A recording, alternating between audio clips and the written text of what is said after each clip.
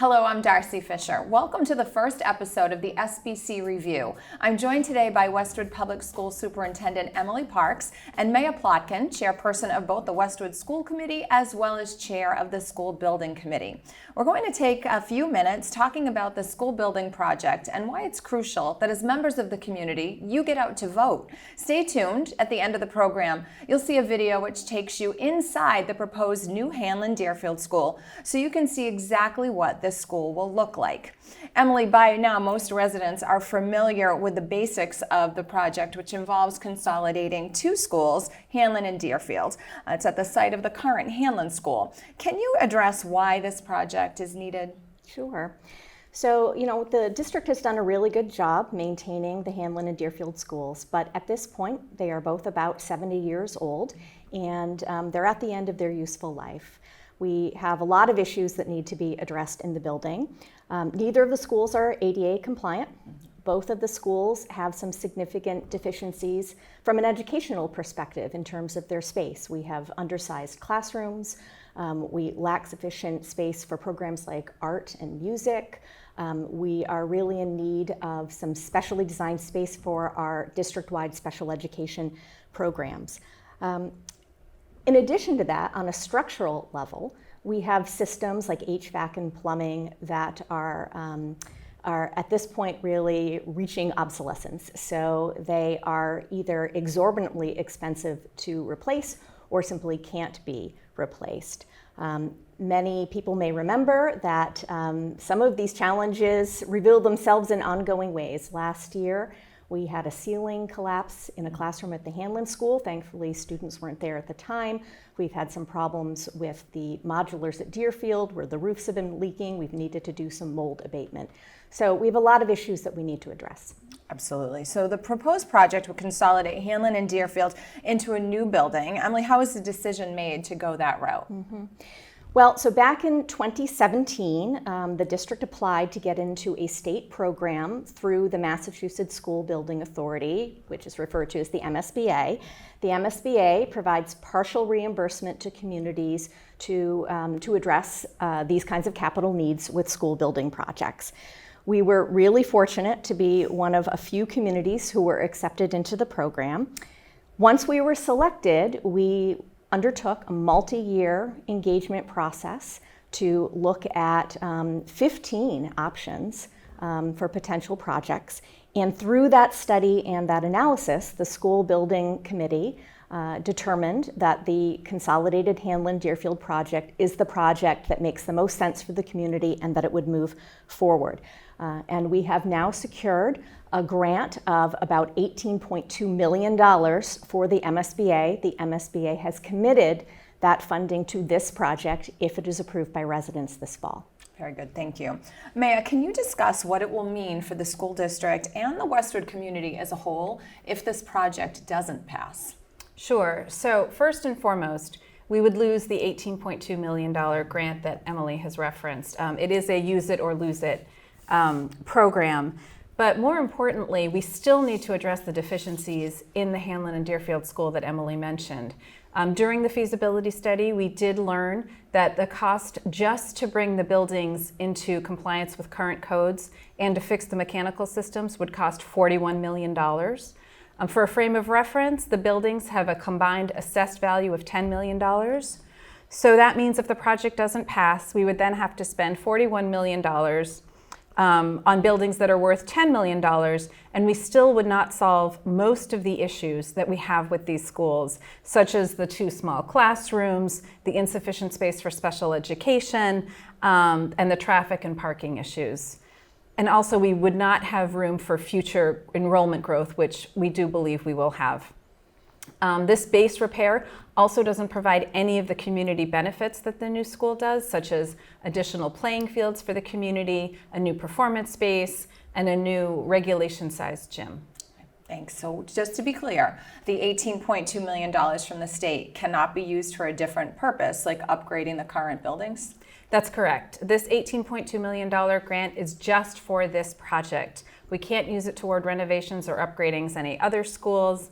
And if the project doesn't pass, then we would lose this money and also the opportunity to have the state participate in some sort of solution for these two schools.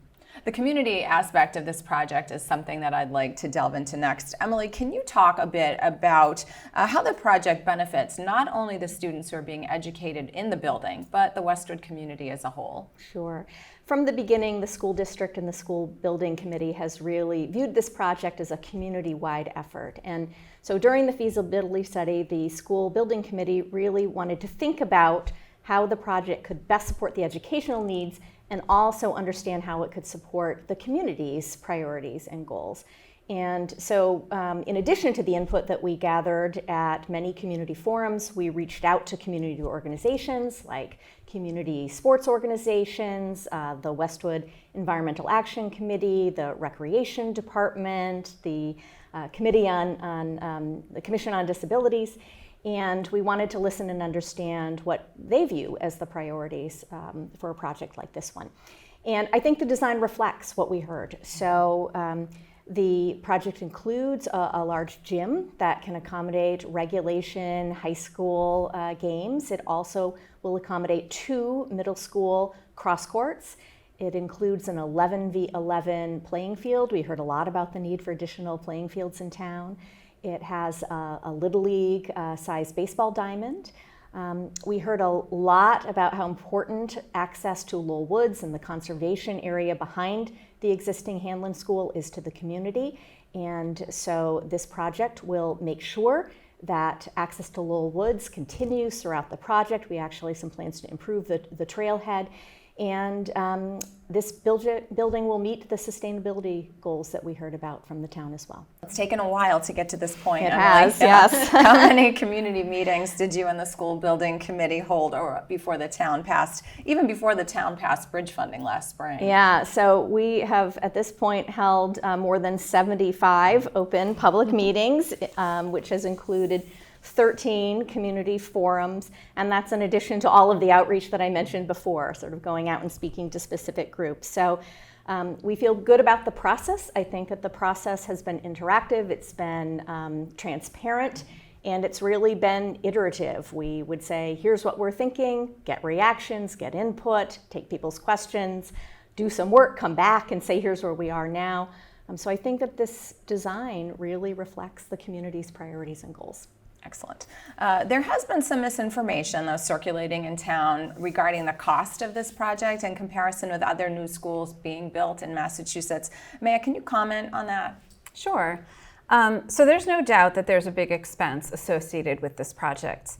And some people have pointed out that the total cost of this school is more than some comparable projects. We've been looking at projects in Wellesley, Ashland, Westboro, and Medfield, because they're all MSBA projects, they're all elementary school projects, they're all on similar timelines as us. And people have pointed out that this project costs more, in total than some of those schools. While this is true, looking at the total cost of the project is not the correct metric to look at when you're comparing different projects. These projects all are of different size buildings, they have different enrollment numbers of students, they have different education programs. And so the total cost of these projects will naturally vary from each other. The important metric really to look here is the cost per square foot of each building. And once we do that, we see that our number, we are at $621 per square foot. We are significantly lower than all of those other projects. Those other projects range between $650 and $695. So, we are really proud of the fact that we are able to design a beautiful building that's going to serve a 21st century educational delivery, lots of sustainable features, and still remain, well below our neighbors in terms of the cost. Very good. Emily, can you talk a little bit now about the functionality and the aesthetics of the new school design? Sure. So again, this is a new school that would consolidate the Hanlon and school districts into one school at the current Hanlon site. And the design has really drawn inspiration from the natural surroundings of that location. So we've been talking about the idea of a school in the woods, and the palette and the materials for the building reflect that inspiration.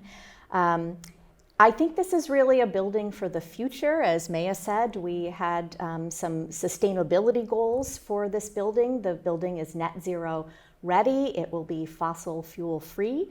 And it's just a highly efficient building. The school is also designed with today's instructional needs in mind. So when these buildings were built in the 1950s, we saw students sitting in rows all day.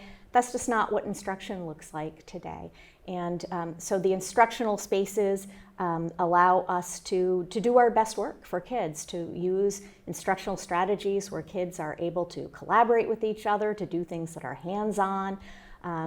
And it'll give us the space we need for that. There's a dedicated STEM lab, that's science, technology, engineering, and math.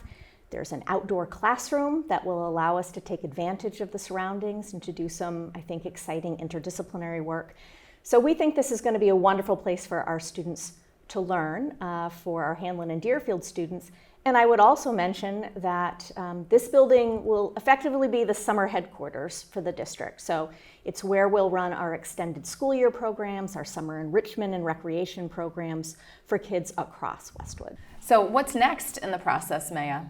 So there's two critical dates for this project. In order for this project to pass, it needs to receive approval at both town meeting and in a special election. So we are holding a special town meeting on Monday, October 18th at 5 p.m. at the Flahive Fields. At this meeting, voters will be asked to vote on the project, and it needs to receive a 2/3 majority approval to move forward. It's the only item on the agenda, so we are hoping that it won't last too long. And regardless, we are providing free babysitting for parents who may need it. It will be provided by the National Honor Society at the high school. And even if that vote passes, it will still need to be approved in a townwide special election. That's being held on Tuesday, October 26th. The polls will be open from 7 a.m. to 8 p.m. and the project will need a simple majority in that election to pass. So again, we need residents to vote in both the town meeting and at the special town election in order to pass this project. Very good, thank you. And thanks to both of you for being here today and providing important information about the new Hanlon Deerfield School. We're now going to play a short video which shows more detail and renderings and also includes a flyover of the project site. And we want to remind you that more information about the project can be found on the Westwood Public Schools website at www.westwoodschoolbuildings.com. And as we mentioned at the top of the program, this is the first in a series of shows. If the project passes, we plan future editions of the SBC Review to document progress right up until the doors open to our students and the community, which is expected in February of 2024. Thank you all for watching.